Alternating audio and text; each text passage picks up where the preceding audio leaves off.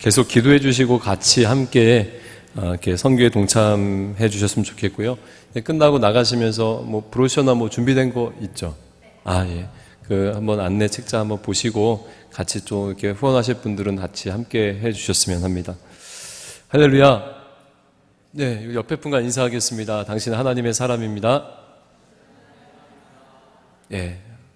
앞뒤 분과 한 번 더 인사하겠습니다. 당신은 하나님의 사람입니다. 예, 맨. 여러분, 기독교 절기상, 오늘이요, 종려 주일입니다. 그리고 이번 주간이 고난 주간입니다. 그래서,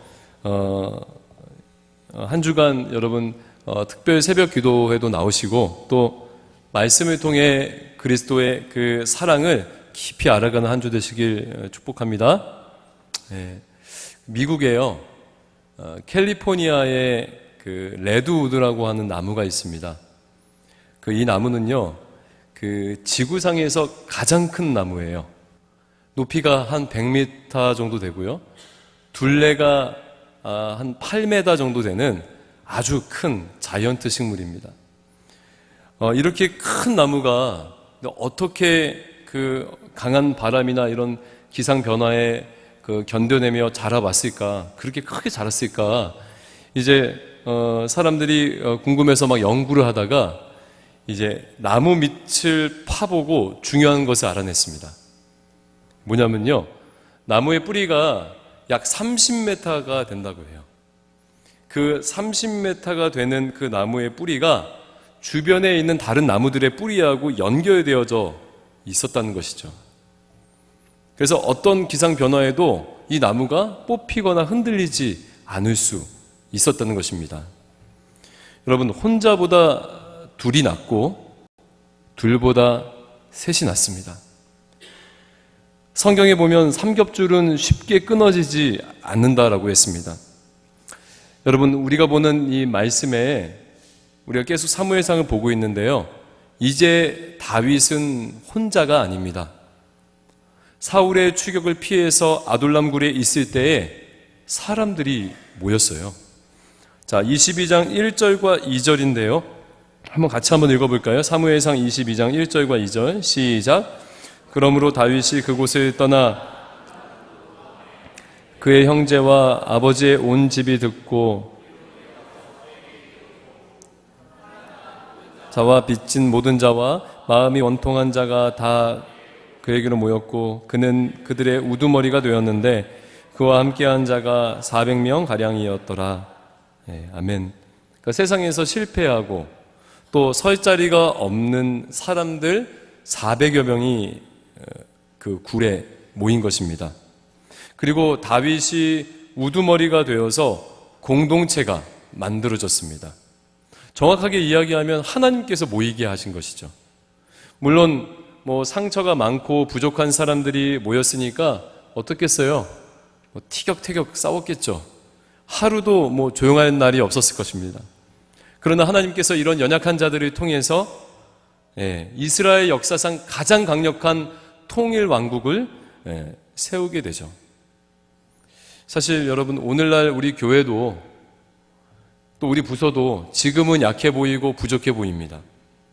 상처 많은 사람들끼리 이렇게 모여 있으니까요, 어때요? 문제도 많고 어려움도 많아요. 그런 곳이 교회입니다. 그러나 하나님께서는 그럼에도 불구하고 교회를 통해 일하시고 자신의 뜻을 이루어 가신다는 것이죠. 오늘 아둘람굴에서 탄생한 이 공동체의 이야기를 통해서 과연 우리는 어떻게 신앙하며 나아가야 되는지 우리 함께 고민해보는 시간 되길 간절히 바랍니다. 사실 오늘 본문에 다윗 공동체가 처음 이렇게 모여서 공동체가 된 후에 처음 겪는 큰 사건입니다. 아주 큰 사건이에요. 여러분 예전에 한번 기억하실지 모르겠는데 저 예전에 수련회 때 한번 제가 아는 목사님께서 이 말씀 본문을 전해주셨거든요. 기억하시는 분 있어요? 이 그일라 땅 나오는? 없으니까 다행이네요. 예. 본문을 이해하려면요, 사실은 다윗의 상황과 배경을 먼저 살펴보아야 합니다. 지금 다윗과 무리들은요, 여러분 기억하셔야 돼요. 헤렛이라고 하는 수풀가에 지금 있습니다. 어디라고요? 예, 헤렛 수풀가에 있습니다.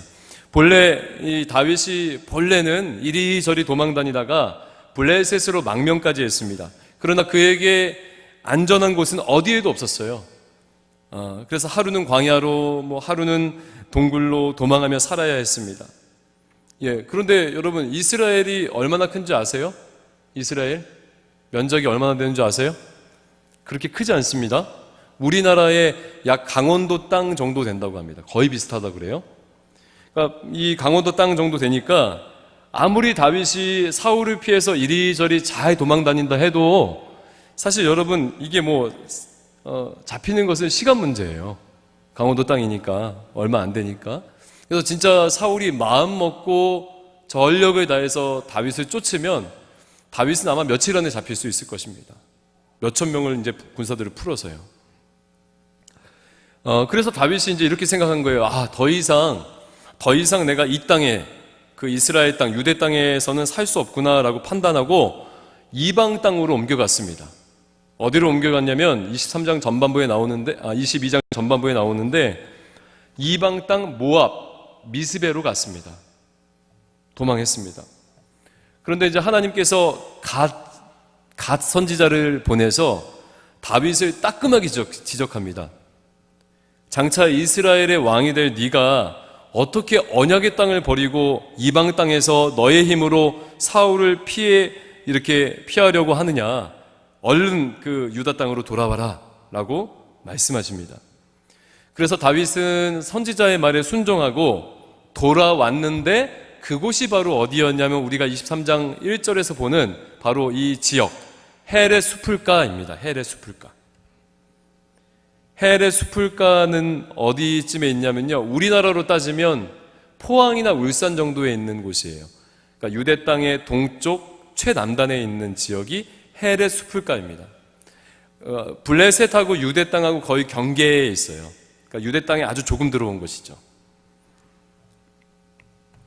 그러니까 다윗이 어쨌든 하나님의 말씀에 순종은 해야겠고, 그래서 유대로 돌아가야겠고, 그나마 들어온 곳이 어디였냐면 바로 그 헤렛 수풀가였습니다. 그런데 이제 어느 날 한 사람이 헤렛 수풀가에 있는 다윗에게 소식을 전하는데 그것이 바로 오늘 1절입니다. 자, 1절 한번 같이 읽어볼까요? 자, 시작. 사람들이 다윗에게 전하여 이르되 보소서 블레셋 사람이 그일라를 쳐서 그 타작마당을 탈취하더이다 하니, 그러니까 그일라라고 하는 지역의 타작마당에 블레셋 군사들이 쳐들어왔습니다. 그래서 이제 도와달라는 것입니다. 그런데 여러분 우리도 잘 알다시피 다윗의 코가 석자예요. 자기 코가 석자입니다. 자기도 지금 도망다니기 바쁘고 누구를 도와줄 만한 처지가 아니었습니다. 게다가 여러분 이스라엘 백성들의 안위는 사실 누가 책임져야 됩니까?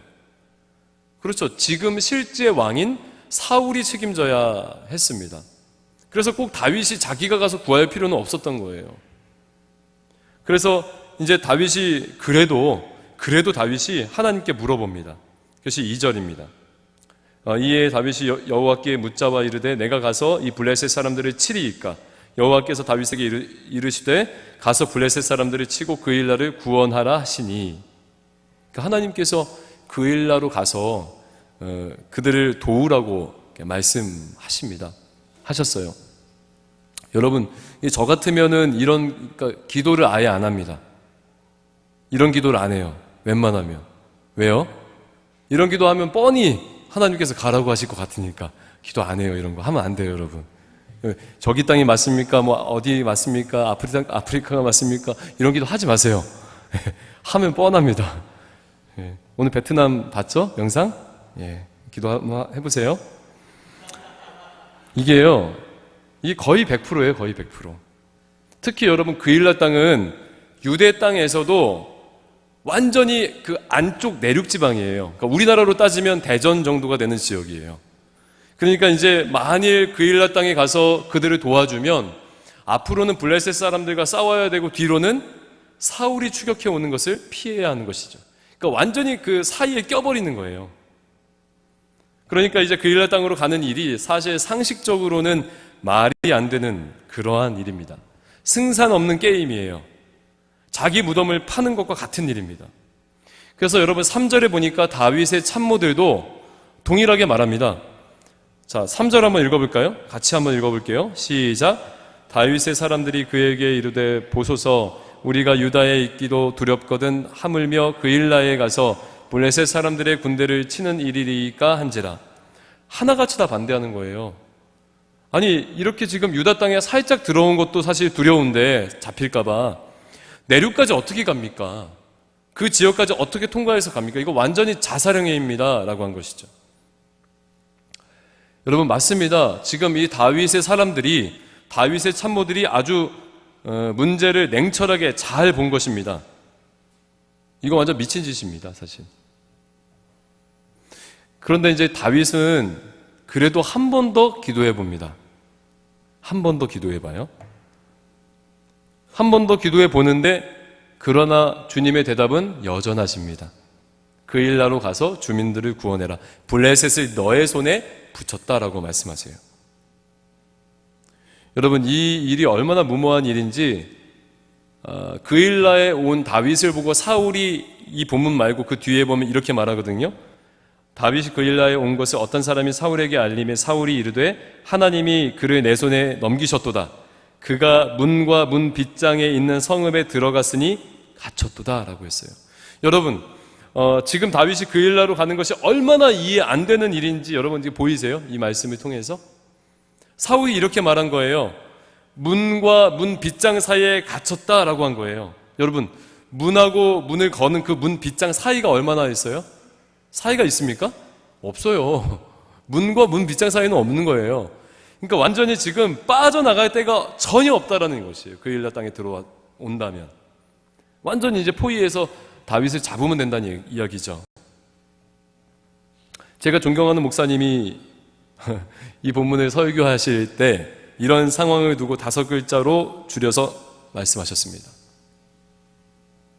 다윗이 그일라 땅에 들어온 상황을 5글자로. 뭘까요? 네.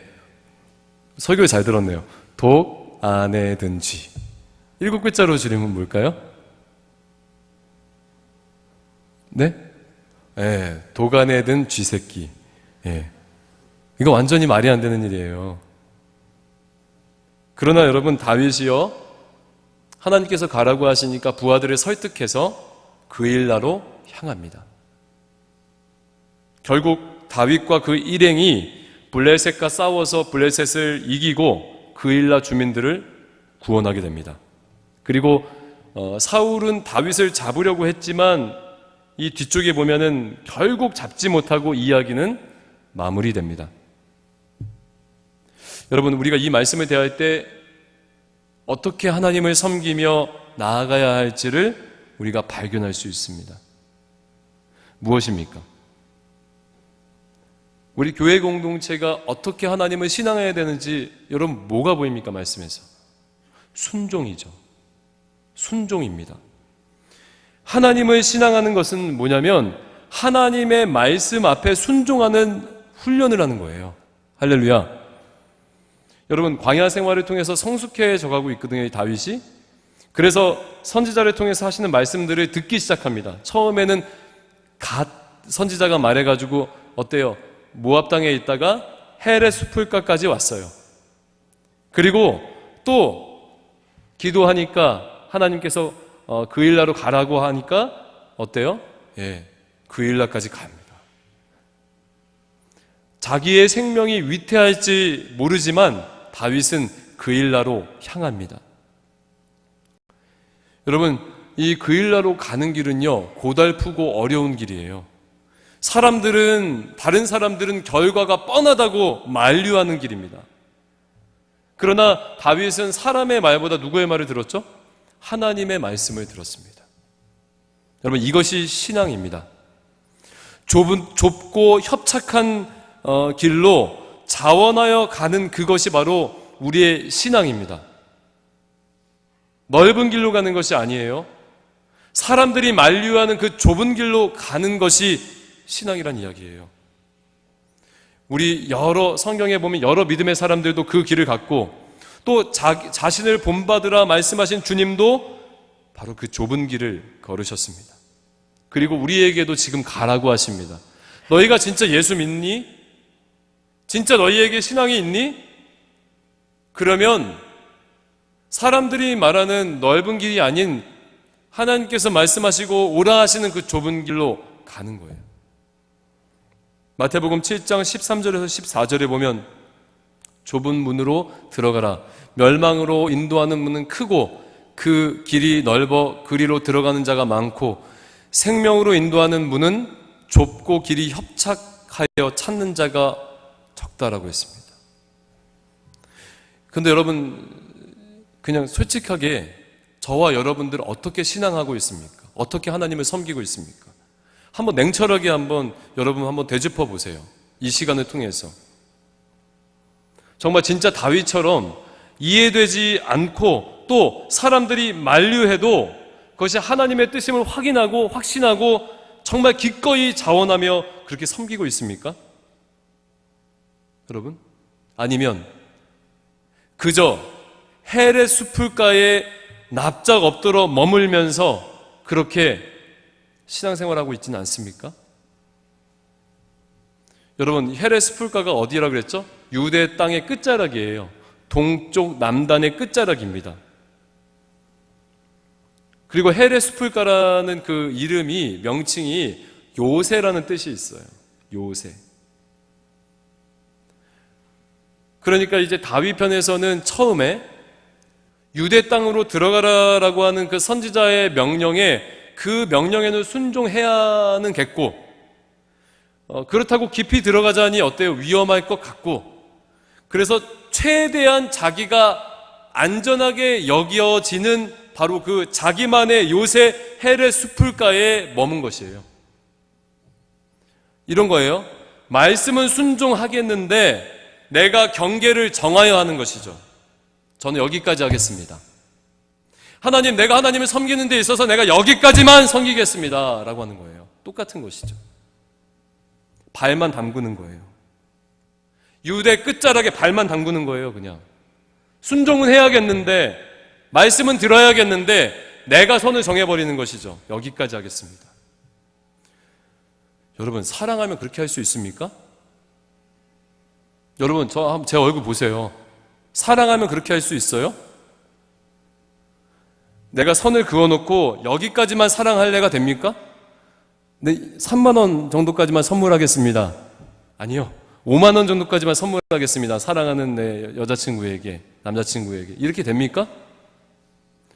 가능한 한 많이 하고 싶은 거예요. 못해서 안달인 것이죠. 더 못 줘서 안타까운 것이죠. 사랑하면. 그게 여러분 사랑이에요. 안 그렇습니까? 근데 우리는 어떻게 신앙하고 있습니까? 그렇게 하나님 앞에 사랑하고 있습니까? 하나님 앞에 그렇게 진짜 못 줘서 안달이고 정말 진짜 다 드리고 싶고 그래요? 아니면 오늘 다윗처럼 헬의 숲을가에 자기가 안전하다고 여겨지는 자기만의 경계 안에 들어와서 그렇게 하나님 섬기고 있는 거 아니냐고요. 여러분, 그 세상을 달리한 한 젊은 의사가 있습니다. 그 청년 바보 의사라는 책의 주인공인 고 안수연 씨이죠.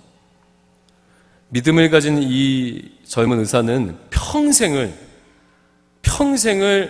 사람들을, 어려운 사람들과 이웃들에게 사랑을 베풀다가 33세 젊은 나이로 갑자기 병에 걸려 죽습니다. 유행성 출혈열에 걸려서 죽게 됩니다. 그런데 여러분, 이 의사가 왜 바보라는 별명이 붙었는지 아세요? 자기를 챙길 줄 모르고요, 자기가 벌고 자기에게 있는 시간과 자기에게 있는 그 모든 것들을 남을 위해, 어려운 자들을 위해 쏟아 부어서 다른 사람들이 그를 향해서 바보라고 한 거예요. 자기 건강을 챙기지 못하고 어려운 이웃을 향해 모든 힘을 다해 사랑을 베푼 것이죠. 그래서 바보 의사입니다. 여러분, 이것이 믿음이고 사랑이죠. 하나님, 내가 예배에는 참여하겠습니다. 그러나 내가 더 섬기는 것은 힘들 것 같아요. 기도 모임이나 전도하는 그 일은요, 시간도 들고 재정도 드니까 그냥 내가 안전하다고 생각하는 이 정도만 하겠습니다 라고 헬의 수풀가에 복지부동 엎드려 있는 거 아니냐고요. 아닙니까? 다시 말하면 최소한의 신앙의 의무를 다하면서 어느 정도 나의 삶을 보장해달라는 하나님에 대한 요청이고 거래인 거 아니에요 지금? 여기까지 순종하겠습니다 이게요. 여러분, 내가 여기까지 순종하겠습니다, 여기까지 내가 하나님을 섬기겠습니다 라고 하는 것은 나중에 어떻게 변하는 줄 아세요? 나중에 이렇게 변합니다. 내가 이만큼은 했는데 왜 나한테 이렇게 하십니까? 라고 변해요. 그게 현대신앙의 사조예요. 우상 섬기는 거와 다를 바가 없는 거예요. 여러분, 그것은 하나님을 사랑하는 것이 아닙니다. 그건 사랑이 아니에요. 계산이고 거래입니다. 성경에 나오는 사람들, 믿음의 사람들을 보세요. 오늘 그 일나로 향하는 다윗을 보십시오. 여러분, 그 인생 말년에 예루살렘으로 향하는 사도 바울을 보십시오. 그 길을 선택했을 때 그들은 죽을 수도 있는 거예요, 지금. 다윗의 사람들도 다윗을 만류했고, 바울을 아끼던 사람들도 바울을 만류했습니다. 가지 말라고. 그러나 하나님을 사랑하기에 그 좁은 길을 자원하여 걸어가지 않습니까, 지금? 이해가 되지 않아도요. 상식적으로 말이 안 돼도요. 하나님의 말씀에 순종하여 길을 가는 것이죠. 이게 신앙이죠. 뭐 계산하고 묻고 따지는 거 아니고요. 여러분, 이것이 바로 하나님을 전심으로 사랑하는 것이고 하나님을 경외하는 사람들이 해온 신앙의 모습이고 그것이 바로 우리 신앙의 실존입니다. 여러분, 오늘 다윗 공동체의 이 모습을 보면서 여러분 더 이상 헬의 수풀가에 머물지 마시고 정말 하나님을 사랑해서 하지 말라고 해도 기꺼이 하는, 여기까지만 하라고 해도 기꺼이 더 섬기는 그런 여러분 진짜 신앙 좀 하시길 주의 이름으로 축원드립니다. 여러분, 두 번째 우리가 이 말씀을 통해 배울 수 있는 게 뭐냐면요, 하나님은 전심으로 자신을 이렇게 사랑하고 자기 말에 순종하는 자들을요 친히 보호하십니다. 자, 오늘 말씀에서 하나님께서 다윗의 기도에 응답하시는데 이렇게 하셨습니다. 한번 잘 보세요. 다윗이 처음 하나님께 물을 때는 이렇게 말씀하셨어요. 블레셋을 치고 그 일날을 구원하라고 하셨고, 다시 기도로 물을 때 이렇게 말씀하셨어요. 블레셋을 내 손에 넘길 것이다 라고 했습니다. 그러니까 무슨 말이냐면 사울의 추격에 안전하게 너를 보호할 거야 라는 약속은 하지 않으셨어요. 이해가세요? 오늘 말씀, 그런데 오늘 이 말씀이 지나고 이 말씀의 마무리되는 시점 14절 말씀을 함께 보겠습니다. 한번 같이 읽어볼까요? 시작. 다윗이 광야의 요새에도 있었고 또 십광야 산골에도 머물렀으므로 사울이 매일 찾되 하나님이 그를 그의 손에, 그러니까 문과 문 빗장 사이에 있다고 할 정도로 다윗의 상황이 좋지 못했지만 결국 사울은 끝내 다윗을 잡지 못했습니다. 그런데 성경은 이렇게 기록하고 있습니다. 사울이 매일 찾되 하나님이 다윗을 사울의 손에 넘기지 아니했다고 했습니다. 여러분, 무슨 말입니까? 하나님께서 친히 보호하셨다는 것이죠. 지금 다윗이 불리한 상황이 아주 괜찮게 된 것이 아니라 여전히 다윗은 그 유대 땅 안에서 도망다니면서 아주 힘겹게 도망다니지만 하나님이 다윗을 사울의 손에 넘기지 아니했다라고 하는 거예요. 지금 하나님께서 친히 보호하셨다는 말씀입니다. 여러분, 저 많이 봤어요. 진짜로요. 자신의 삶을 돌보지 않고 정말 힘에 지나도록 하나님을 섬기는 사람들을 많이 보고 많이 알고 있습니다. 정말 힘들게요. 여러분들이 상상하는 것 그 이상으로요. 자기 건강을 깎아먹으면서까지도 하나님의 일에 수고하고 땀 흘리며 헌신하는 분들은 많이 알고 있어요. 그런데요, 여러분, 당장은 힘들고 당장 그들의 삶이 어려운데 근데 끝내는 하나님이 지키시고 보호하고 계시더라고요. 그냥 그때만 못 느껴질 뿐이에요. 지금 이 그일라 땅과 십광야와 뭐 여러 유대 땅 안에서 다윗이 힘겹게 도망 다니지만, 그런데 영적인 진짜 실상은 뭐냐면요, 하나님께서 그를 보호하고 있는 거예요. 할렐루야. 할렐루야. 그런데 여러분, 우리는 어떻게 생각하냐면 그일라 땅에 들어가는 것보다 그래도 헬의 수풀가가 안전하다고 생각합니다. 지리적으로 혹은 전략적인 상식으로는 그럴 수 있겠죠. 헬의 수풀가는 유대 땅 끝자락이니까. 그런데 여러분, 하나님이 함께 하시면요, 그일라 땅, 대전 땅, 그 내륙지방 안에서 배 까고 이게 누워서 하루 종일 있어도 안 잡히는 거예요.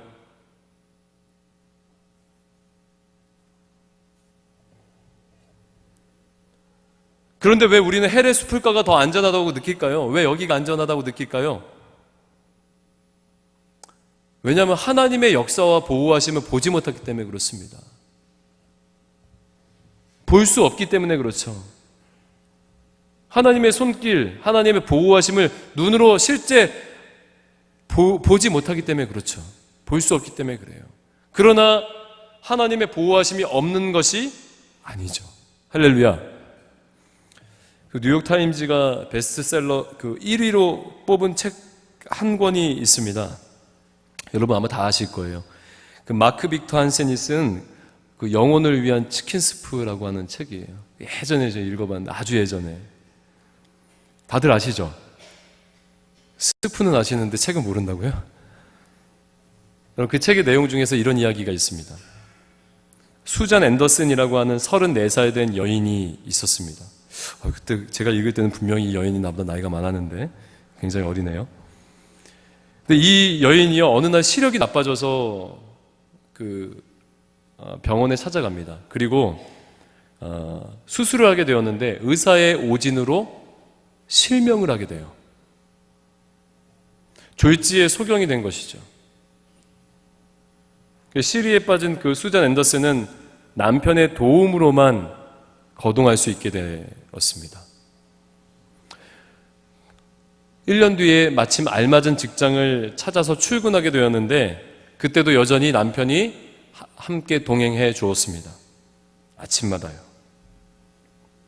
그런데 군인인 남편이 그렇게 하루 이틀 하다 보니까 자기 일도 해야 되니까 남편이 그 여인에게, 앤더슨에게 더 이상 동행해 주지 못하겠다라고 말해요. 그러니까 이 앤더슨이 어때요? 남편의 말을 들으니까 이게 마음이 서운하겠죠. 마음이 좋지 않았을 것이에요. 그래서 막 짜증도 내고 화도 내고 그랬습니다. 그런데 뭐 어쩔 수 없이, 하는 수 없이 혼자는 다녀야 되겠으니까 이 여인이 계속 그 혼자 출근하기 시작했습니다. 처음엔 넘어지기도 하고요, 뭐 돌부리에 걸려서 이렇게 넘어지기도 하고, 또 사람들과 부딪히기도 하면서 아주 힘겹게 하루하루 고생스럽게 다녔습니다. 그런데 보름쯤 지나서 출근을 하는데 늘 타는 버스 안에 있는 그 운전기사가 이렇게 말하는 거예요. 아주머니, 아주머니는 참 좋으시겠어요. 부러워요. 그러는 거예요. 그러니까 이 앤더슨이 의아해하면서, 아니 뭐 이렇게 앞도 보지 못하는 시각장애자인데 뭐가 부럽습니까? 약간 좀 그 격앙된 어조로 이야기를 했어요. 그러니까 기사가 이렇게 말하는 거예요. 아주머니가 버스에서 내려 사무실에 들어갈 때까지 저기 저 잘생긴 군인 남자가 매일같이 지켜보고 있었거든요. 그리고 들어갈 때 늘 손을 흔들어 줬습니다. 그러니까 앤더슨의 남편이 늘 뒤따라오면서 안전하게 가고 있는지 지켜보고 있었던 거예요. 그리고 하나님의 보호하심이 이런 것이죠. 우리 눈에는 보이지 않습니다. 만져지지 않습니다. 그러나 여러분, 자신의 자녀들은 결코 버리지 않습니다.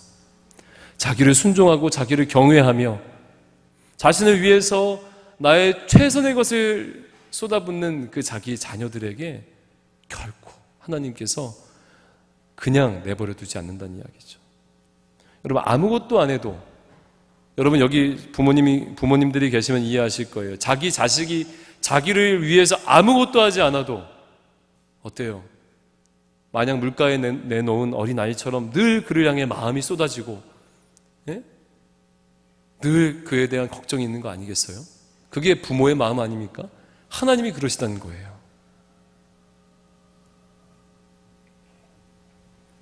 비록 우리는 하나님의 손길을 눈으로 볼 수는 없지만 주님이 우리를 자신의 눈동자처럼 지켜보시고 보호하신다는 것을 여러분 믿으시길 축원드립니다.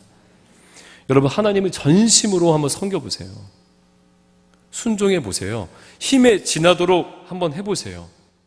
당장은 볼 수 없어도, 당장은 느끼지 못해도 이 세상을 주관하고 섭리하시는 하나님의 손길이 늘 우리와 함께 있고, 또한 우리를 친히 그 선한 길로 인도해 주실 것입니다. 마지막 세 번째, 오늘 본문에서 우리가 배울 수 있는 것은 뭐냐면요, 바로 교회 공동체가 궁극적으로 무엇 때문에 존재하는지, 바로 그것을 우리가 배울 수 있습니다. 지금 하나님께서 다윗과 그 사람들에게 무엇을 맡기셨죠? 무슨 일을 맡기셨습니까? 네, 그렇죠. 그일라 주민을 구원하는 일입니다. 그래서 다윗과 사람들은 자신을 돌보지 않고 말씀에 순종하여 무엇을 한 것이죠? 그일라를 구원한 것입니다. 그일라 사람들을 구원한 것입니다. 마치 그리스도께서 자신을 돌보지 않으시고 자신을 위하지 않으시고 오직 말씀에 순종하여 그 믿는 자들을, 우리 죄인을 구원하신 것처럼 말입니다. 여러분, 하나님의 유일한 기관인 이 교회가요, 가장 관심을 가지고 해야 하는 일이 바로 영혼 구원의 일입니다.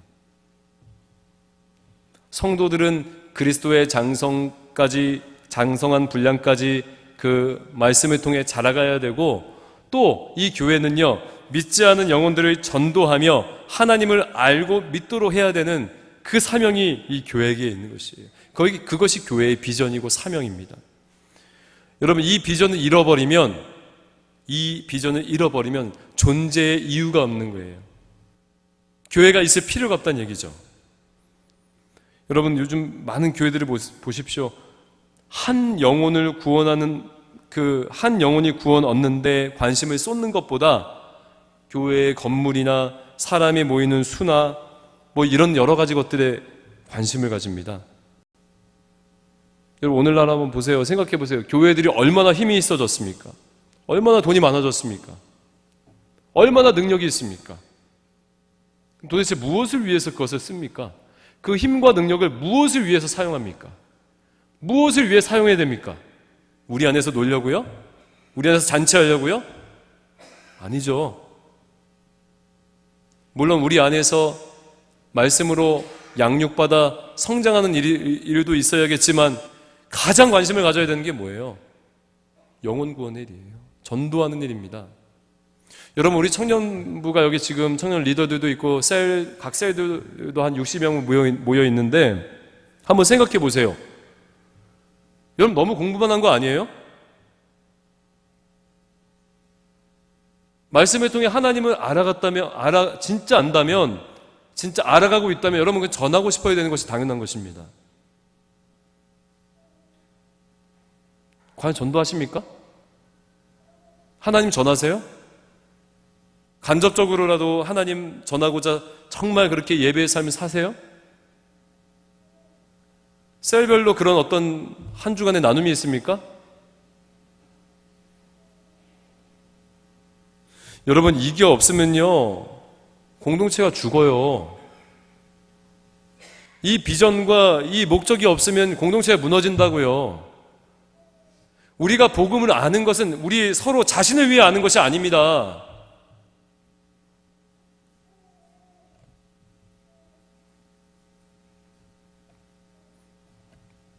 여러분, 사울 왕은 힘과 능력이 있지만 자기 백성 돌보는 일보다 뭘 지금 신경 쓰고 있어요? 다윗 잡는데 혈안이 되어가지고 힘과 능력을 쓰고 있잖아요. 잘못 쓰고 있잖아요.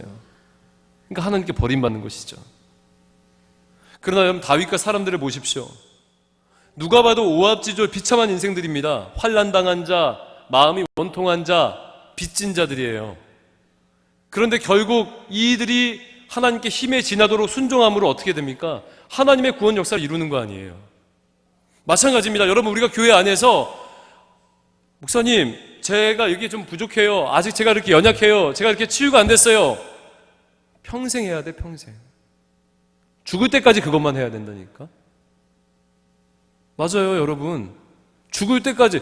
여기 앞에 있는 저도 아직까지 그 작업을 하고 있어요.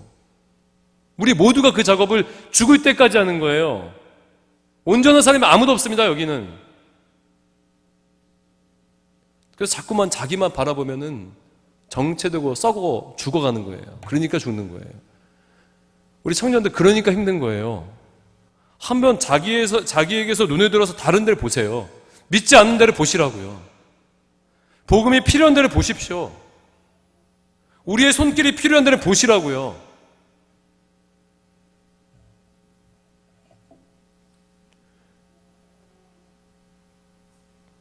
우리 청년부서 안에서 또 우리 가련교회 안에서 한 사람 한 사람이 말씀 안에서 자라가고 회복되길 주의 이름으로 축원드립니다. 그리고 이 모든 일이 바로 영혼을 구원하며 전도하는 일로 귀결되길 주의 이름으로 축원드립니다. 그게 건강한 교회입니다, 여러분. 자꾸만 이거 조금만 알고 다 한다고 생각하지 마시고 좀 균형 있게 건강한 교회로 만들어가길 저 간절히 원합니다. 제가 한번 질문 하나 해볼게요. 우리 공동체가 과연 하나님께서 사랑하는 영혼들을 보내실 만한 그런 공동체라고 여러분 생각하세요? 입장을 바꿔서 생각해 보세요. 여러분들이 만약에 자녀를 데리고 있고 동생을 데리고 있어요. 근데 그 동생이 영적으로 꼭 복음과 은혜가 필요한 친구예요. 생명이 필요한 친구입니다. 그럼 여러분 과연 우리 여기 보낼 거예요? 보내겠어요? 보내겠냐고요?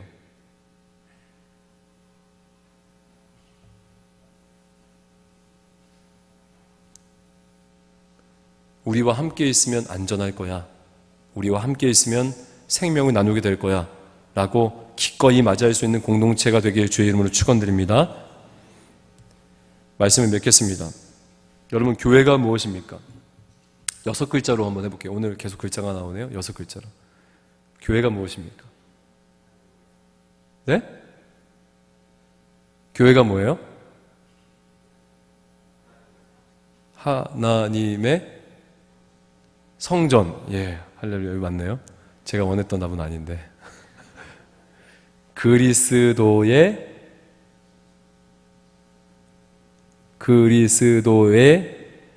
몸이죠. 그리스도의 몸이라고요.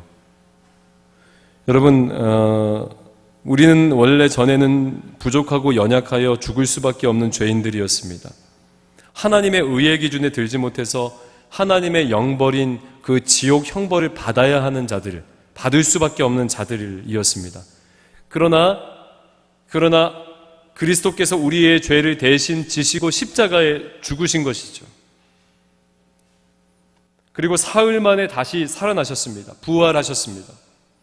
이 놀라운 사실을 우리가 믿으면 죄사함과 영생을 얻게 됩니다. 천국 가는 거예요. 그렇게 죄인이었던 우리는 이제 예수 믿고 어떻게 되었냐면 그리스도의 몸이 되었습니다. 에베소서에 보면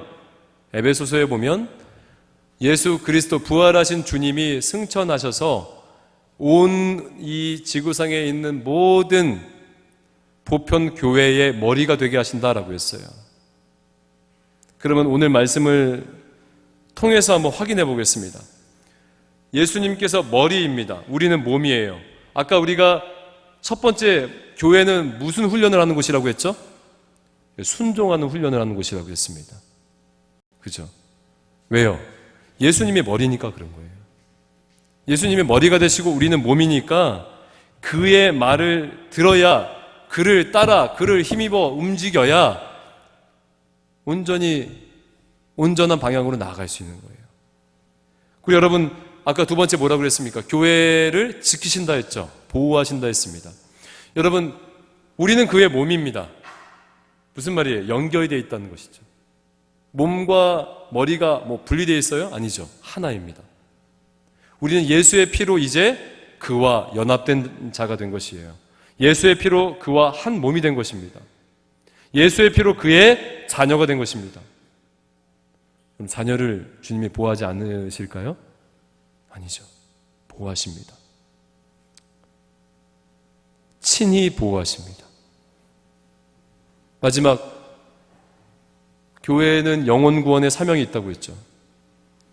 이 교회의 머리는 그리스도이고, 또 그리스도께서 우리에게 주시는 사명이 무엇입니까? 그리스도께서 가장 원하시고 아버지께서 가장 원하시는 그 아버지의 마음이 뭐예요? 한 영혼이 주께로 돌아오는 그 일 아니에요? 그죠? 그러니까 우리 교회가 그 심장을 가지고, 그 마음을 가지고 그에게 순종하며 영혼 구원의 일에 힘쓰는 그것이 바로 우리 교회라는 얘기예요. 할렐루야. 할렐루야.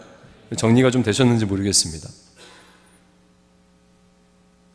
우리 교회는 머리가 되신 주님의 말씀에 순종하며 힘에 지나도록 사랑하고 순종하면 하나님께서 지켜 보호하시고, 또한 영혼 구원의 그 사명의 그 놀라운 영광스러운 일을 감당하게 하실 것입니다. 그렇게 주님의 손과 발이 되어서 하나님의 구원 역사, 영혼 구원의 일을 멋지게 이뤄가는 저와 여러분 되시길 주의 이름으로 축원드립니다. 네, 요즘 젊은 분들, 또 우리 리더들, 지난주에 좀 안타까운 일이 있고, 좀 더 잘해보자라고 하는 이유로 우리가 같이 좀 시간을 가졌는데, 우리 재직들도 마찬가지죠. 어려운 때를 잘 견디고 있습니다. 지금 믿음의 자리를 잘 지켜내고 있습니다. 그런데 여러분, 우리 조금만 더 힘을 냅시다. 조금만 더요. 사실 어떻게 보면 여기 다 상처 많고 다 위로가 필요한 자들입니다. 맞죠? 그러나 말씀을 기억하십시오. 하나님께서도 환난당하고 빚지고 마음이 원통한 이 다윗과 사람들을 통해서 그 일날을 구원하셨습니다. 여러분, 우리도 어렵지만요, 우리도 부족하지만, 연약하지만 바로 그리스도를 머리로 둔 한 몸이 되어서 사랑과 순종으로 우리 함께 영광스러운 하나님의 나라를 이루어 가시길 주의 이름으로 축원드립니다. 아멘. 기도하겠습니다.